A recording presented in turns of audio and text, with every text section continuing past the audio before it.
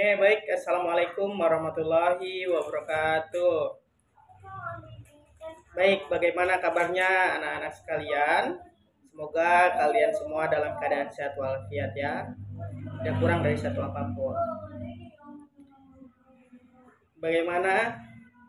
Liburan telah usai. Sudah saatnya kita kembali belajar dan tetap semangat menyongsong masa depan. Baik. Kita sekarang akan belajar fisika. Ya, dan pada saat ini kita hanya bertemu melalui daring saja ya. Kita saling menyapa melalui daring. Oke, baik. Sebelum masuk ke dalam pembelajaran fisika, alangkah lebih baiknya kita berdoa. Berdoa dipersilahkan.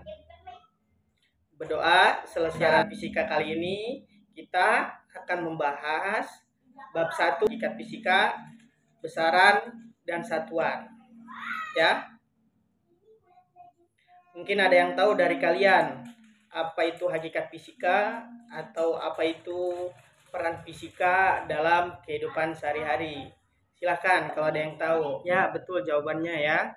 Fisika itu adalah merupakan salah satu cabang sains yang mempelajari tentang sifat-sifat materi beserta interaksi antar materinya. Ya. Nah, ilmu fisika juga terbentuk berdasarkan fakta dari hasil data penelitian. Salah satu manfaat mempelajari fisika adalah dapat mempermudah pekerjaan manusia dengan adanya alat-alat canggih hasil dari penerapan fisika. Alat-alat dalam penerapan ilmu fisika diantara lain yaitu dalam bidang kesehatan. Dalam bidang kesehatan ada yang namanya fenomena alam yang sering terjadi di wilayah Norwegia atau bisa dikatakan dekat dengan kutub utara. Nah, salah satunya adalah polar night ya. Apa itu polar night, Pak? Ya, polar night ini merupakan fenomena di mana matahari tidak akan terbit dalam jangka waktu tertentu. Keadaan tersebut dapat menimbulkan stres atau depresi musiman atau shade ya, seasonal affective disorder. Penerapan kedua yaitu dalam bidang astronomi. Atau mungkin kalian sering dengar ya dalam film-film yaitu bisa dikatakan black hole. Black hole itu atau lubang hitam. Lubang hitam adalah suatu objek yang paling misterius di alam semesta yang mampu menarik semua benda di sekitarnya, bahkan memiliki kecepatan setara dengan kecepatan cahaya ya. Itu adalah black hole. Kemudian berikutnya yaitu dalam bidang teknologi. Bidang teknologi ini peranan fisika yaitu menciptakan alat GPS. Apa sih itu alat GPS, Pak? GPS ini adalah sistem navigasi yang menggunakan sinyal satelit dalam penggunaannya, sehingga pengguna smartphone dapat mengetahui titik koordinat berupa data. Pusat informasi GPS adalah satelit yang dikembangkan berdasarkan teori relativitas dalam bidang fisika. Berdasarkan teori relativitas, pergerakan sekon di bumi lebih lambat daripada di satu karena pengaruhnya yaitu adalah gravitasi. Itulah tadi hakikat dan peranan fisika dalam kehidupan sehari-hari. Berikutnya kita lanjut ke dalam pengukuran besaran dan satuan ya. Kalian ada yang tahu nggak apa itu pengukuran besaran dan satuan? Oke, betul. Besaran dan satuan adalah ilmu fisika dan teknologi, yaitu kombinasi yang sangat sempurna.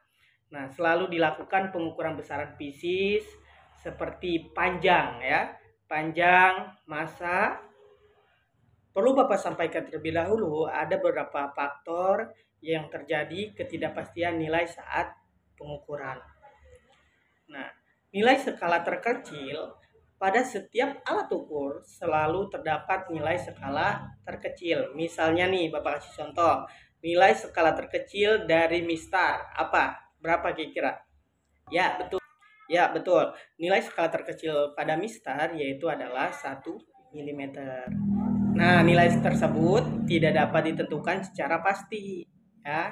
Nah, kemudian poin yang kedua, ketidakpastian sistem pengukuran, yaitu diantaranya kesalahan kalibrasi, kemudian kesalahan titik nol, kemudian yang ketiga apa tuh, kelelahan alat, bisa jadi kan human error, ya kan, maka bisa dikatakan nilainya tidak akurat gitu ya. Kemudian apalagi terakhir tuh kesalahan paralox atau kesalahan arah pandang dalam membaca skala. Ya betul, alat ukur dengan skala analog terdiri dari dua jenis, yaitu alat ukur tanpa skala non-inus, diantaranya yaitu MISTAR. Ya, MISTAR itu tidak ada yang namanya skala non-inus. Kemudian contoh berikutnya yang menggunakan skala non-inus, diantaranya yaitu micrometer screw, betul. Kemudian apa? Jangka sorong. Ya, dua alat tersebut adalah menggunakan skala non-inus ya. Kenapa menggunakan skala non-inus? Karena alat tersebut ada yang namanya nilai ketidakpastian, dan alat tersebut dari segi ketelitian itu lebih akurat dibanding MISTAR. Baik, Bapak jelaskan terlebih dahulu alat ukur yang tanpa skala non-inus. Ya, kira-kira pengukurannya seperti apa? Nah, ini rumus alat ukur yang tanpa skala non-inus, yaitu rumusnya adalah delta X sama dengan setengah kali NST. Nah, delta X itu apa tadi? Tadi udah Bapak sampaikan bahwa delta X ini adalah nilai ketidakpastian. Dan kemudian untuk NST adalah nilai skala terkecil. Ya, ini skala terkecil. Nah, rumus ini bisa digunakan alat ukur yang tanpa skala non-inus, yaitu diantaranya MISTAR ya, atau busur. Alat ukur yang menggunakan jangka sorong. Nah, jangka sorong ini kan alat ukur di mana menggunakan skala non-inus. Untuk menjawab dalam pengukuran menggunakan jangka sorong ini, menyelesaikan pengukuran dalam menggunakan jangka sorong tersebut, kita harus menggunakan rumus ini. Di antaranya adalah Sn sama dengan Su per N ya.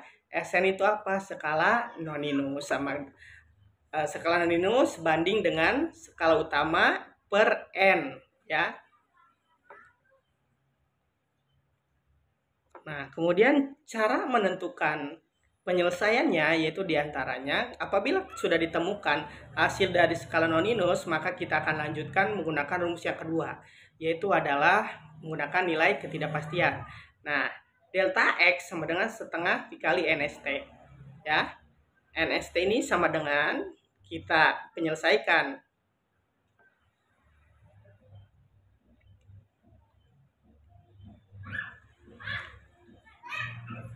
Oke, kita ambil contoh. Ketelitian alat ukur jangka sorong adalah 0,01 cm, atau kalau kita konversikan kepada milimeter yaitu adalah 0,1 mm.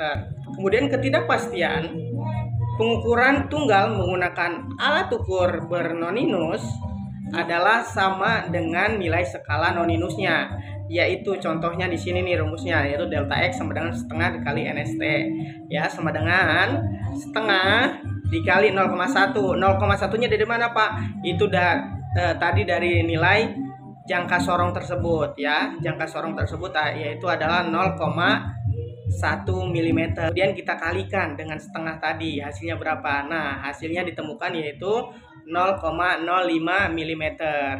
0,05 mm kalau kita konversikan kepada cm yaitu 0,005 cm. Begitulah jawaban dari pengukuran tunggal menggunakan jangka sorong ya. Paham sampai sini? Nanti kita akan lanjutkan kepada contoh soal biar anak-anak sekalian paham secara general apa itu pengukuran dan bagaimana cara menyelesaikan soal-soal pengukuran dan besaran dan satuan. Oke, ini soalnya. Nah, berikut adalah contoh penerapan dari alat ukur jangka sorong. Nah, di sini soalnya perhatikan gambar di bawah ini ya. Nah, kemudian yang ditanya adalah hasil pengukuran tersebut adalah. Nah, di sini bisa kita lihat cara menjawabnya adalah, pertama ini adalah komponen nilai yang di atas dari ini ya, dimulai dari angka 3 sampai 4. Nah, kemudian diakhiri oleh 0. Nah, maka dari itu bisa kita lihat di sini adalah 3,1 ya, jadi 3,1. Nah, kemudian kita cari yang namanya adalah skala noninus. Skala noninus ini adalah nilai bawah yang dihimpit 0. Ya, coba kita hitung di sini. 1, 2, 3, 4, 5, 6, 7, 8,09. Ketika sudah ditemukan skala utama dan skala noninus, maka kalian tinggal jumlahkan saja, yaitu hasilnya adalah 3,19. Soal yang kedua. Soal yang kedua, penerapannya sama saja dengan soal yang pertama. Cari skala utama. Cara mencari skala utama pada mikrometer skop, kalian bisa dilihat pada bagian yang nilai atas, yaitu nilai yang atas terhenti atau terhimpit sama nilai bawah, yaitu berakhir pada angka nomor 7. Atau ini masih di tengah-tengah himpitannya. Maka hasil skala utamanya adalah 7,5 yang sejajar dengan atau garis yang horizontal ke arah kanan. Nah, maka dari itu skala noninusnya adalah 40 dikali 4 ya, 0,4 mm. Kemudian yang SU tadi 7,5 mm ya. Maka apabila sudah ditemukan dua-duanya, kemudian kita jumlahkan ya, kemudian hasilnya adalah 7,9 mm dan ini satuannya adalah milimeter. Maka jawaban untuk soal nomor 2 adalah C. Ya, benar. Soal yang ketiga, ini kalau kita analisis ya dari gambarnya, ini adalah jangka sorong ya. Untuk menentukan soal nomor 3, maka kita cari langkah pertamanya adalah skala utama. Skala utama itu adalah bagian atas ya, maka didapatkan hasil yaitu 3,2 cm ya. Caranya sama dengan yang tadi. Kemudian untuk mencari langkah kedua yaitu skala noninus. Skala noninus ini yang terhimpit ya, nilai yang terhimpit dari yang atas. Jadi kita lihat nilainya adalah yang di bawah. Kita hitung aja ada berapa di situ. Nah, bisa ditemukan di situ adalah 6,5 dikali NST-nya. NST-nya adalah 0,01 cm ya. Kemudian untuk skala utamanya yaitu 3,2 cm. Maka kalau kita jumlahkan ya, hasilnya adalah 3,2 skala utama. Kemudian 0,06,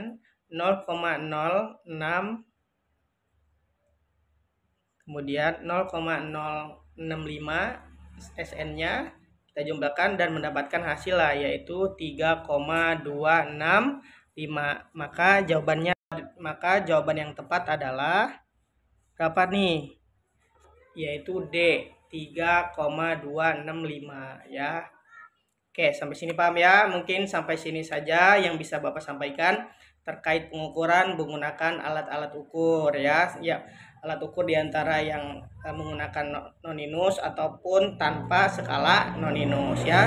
Semoga bisa diterima semoga kalian bisa memahami apa yang bisa Bapak sampaikan ya.